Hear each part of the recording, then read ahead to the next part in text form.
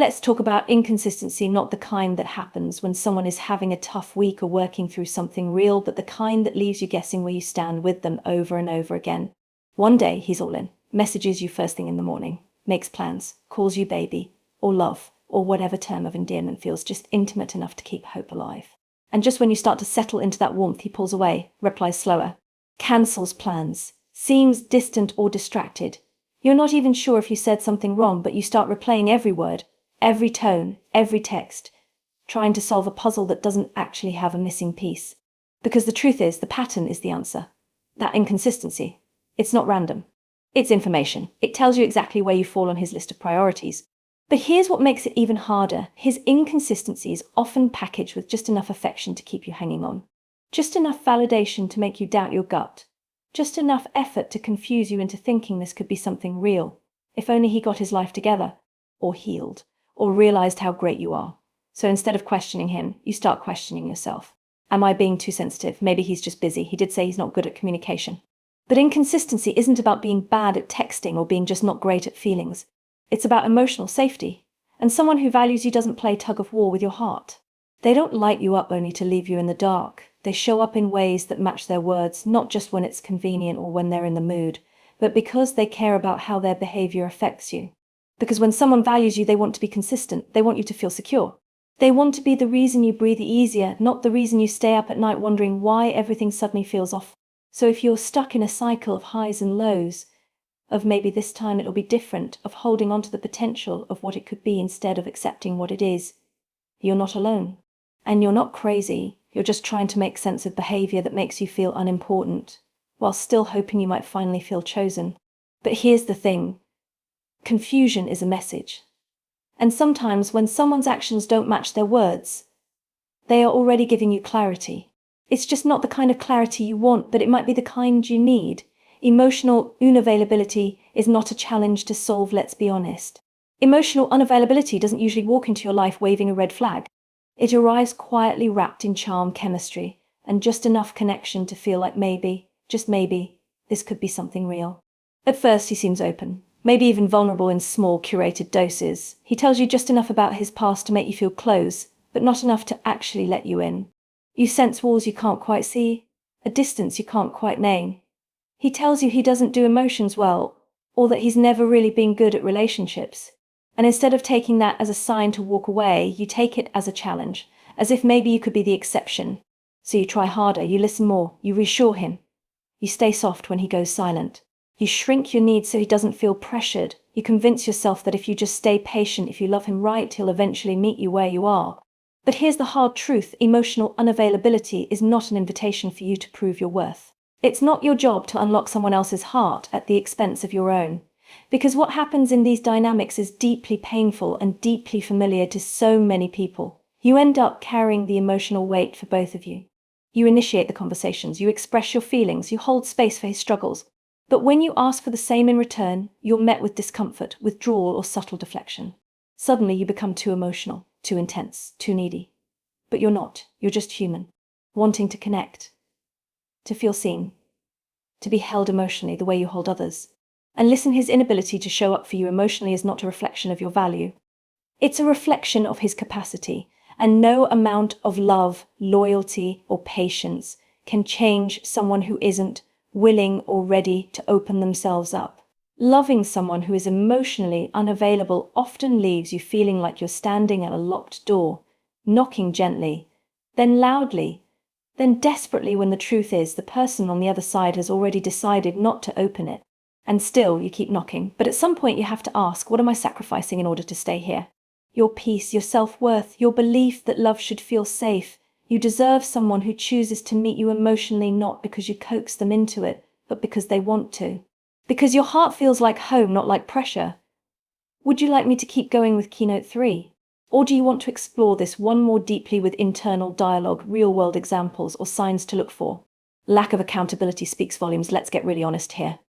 There's a specific kind of emotional damage that happens when you try to have a mature, calm conversation about how you're feeling and you're met with denial, blame, or worse, gaslighting. You express a boundary or a hurt, and suddenly you're overreacting.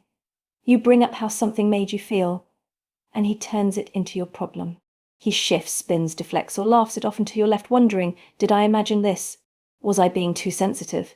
But here's what's really happening. You're not being too sensitive. You're being conditioned to believe that your feelings are an inconvenience. And let's be clear, accountability is the backbone of any real relationship. Not perfection, not always getting it right, but the willingness to say, you're right. That hurt you, I didn't mean to, but I see it now, and I want to do better. When a man values you, he leans into your experience, even when it's uncomfortable. He wants to understand how his actions affect you. Not because he's perfect, but because he cares about the impact he has on your heart. But when a man lacks accountability, he does something entirely different. He protects his ego more than your feelings. And this often shows up in small but significant ways. He talks over you when you're trying to express something painful. He changes the subject when things get too real. He apologizes without changing anything afterward. Or he flips the situation, turning your hurt into a discussion about how you always bring up problems.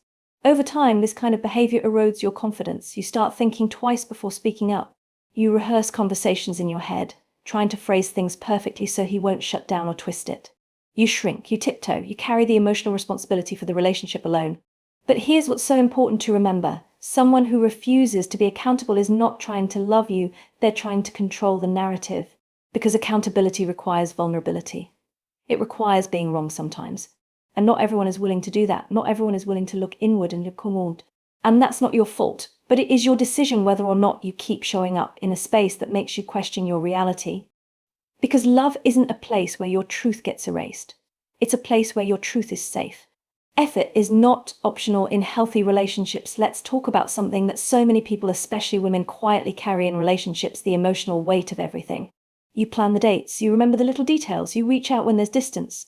You initiate the hard conversations, you check in, follow up, apologize first even when it wasn't all on you. And after a while, it doesn't just feel exhausting, it starts to feel lonely. Because here's the thing, when a man truly values you, effort isn't something he has to be begged for. It's something he wants to give. Not because he's trying to impress you or win you over, but because he cares. And when someone genuinely cares, they don't leave you to carry the relationship by yourself.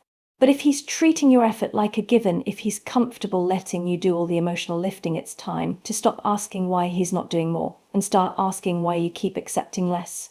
Because one-sided effort can disguise itself as love. It looks like I'm just more expressive than him.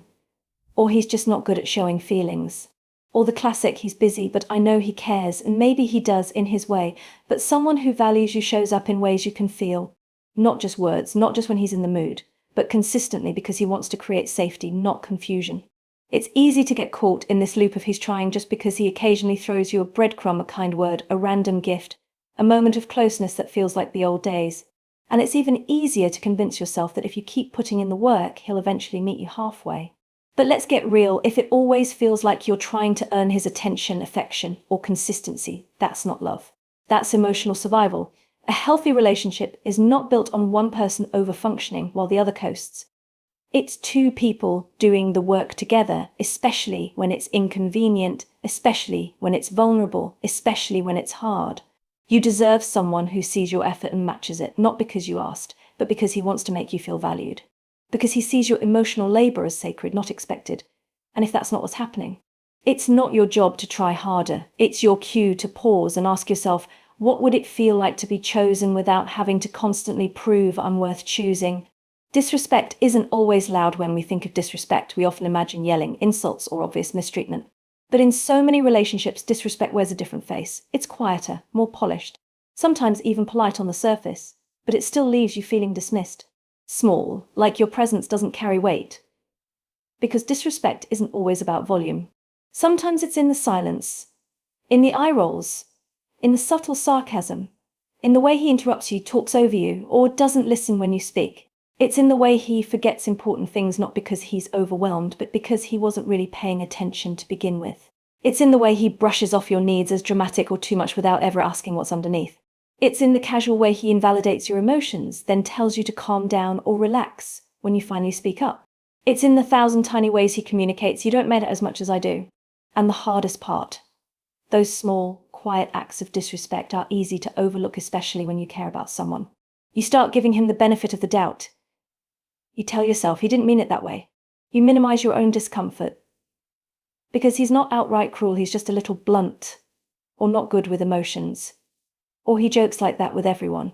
But here's the truth: respect is not just about how someone treats you when things are good. It's about how they hold space for you in the little moments.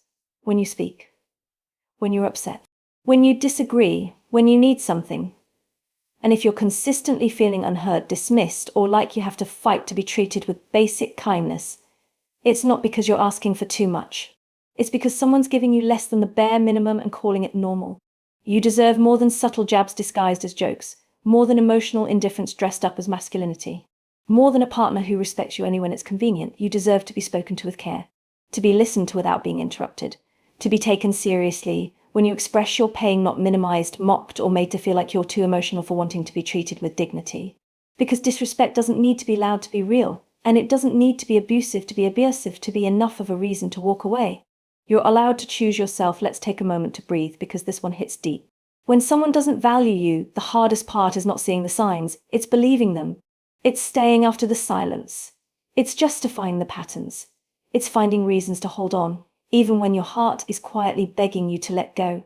Because when you love someone, especially deeply, you don't want to give up. You want to understand. You want to heal. You want to believe that love is enough. But here's what no one tells you: choosing yourself isn't giving up. It's coming home. It's recognizing that someone else's inability to show up for you is not a reflection of your worth. It's a reflection of their capacity.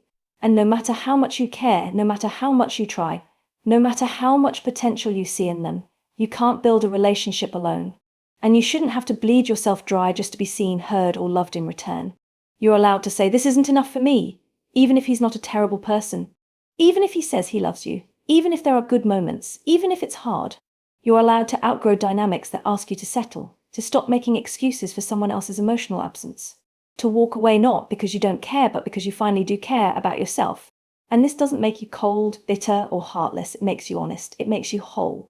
Because when you choose yourself, you don't close the door to love, you open the door to better love, to real love. To love that doesn't ask you to question your sanity, your worth, or your place in someone's life. So if no one's told you lately, let me say it now: you are not hard to love. You are not too much. You are not wrong for wanting to feel safe, supported, and seen. And if someone can't give you that, it doesn't mean you're not worthy of it. It just means they're not the one who's meant to hold your heart. When someone doesn't value you, it rarely looks how you expect. It's not always loud, it's not always obvious, and it's not always cruel. But it always leaves you feeling like you're working harder than you should have to just to be met halfway. You begin to question your expectations, you shrink your voice, you hold on to potential, hoping it will one day grow into consistency, presence, love. But the truth is, love that requires you to lose yourself to keep it isn't love at all. Real value is shown in how someone shows up consistently, not just when it suits them. Holds space for your feelings without shaming you for them, takes responsibility for their actions, matches your emotional effort, speaks to you with respect in every tone, supports your growth even if it means letting you go. So, if you've been stuck in a space where you feel unseen, unheard, or undervalued, this is your reminder: you don't need louder words. You don't need more proof, you need peace. And peace comes from choosing you not as a backup plan, but as the first and final decision. Choosing yourself is not a betrayal of love.